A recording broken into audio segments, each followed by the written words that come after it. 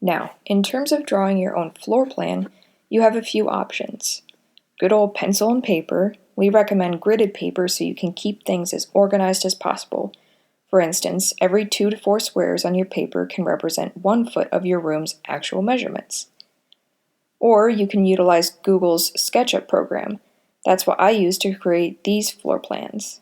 They offer a 30-day trial program, and you can either download the program right onto your computer or use it on the web. And finally, for our design professionals, you can also use AutoCAD. This is like a step up from SketchUp. Before translating your room onto paper or into a computer program, be sure you've taken all of these measurements: the length and width of the room, the distance of the windows from adjacent walls, the placement of outlets on each wall, how far from the adjacent wall doors sit and their width, and whether or not the doors swing in or out of your space.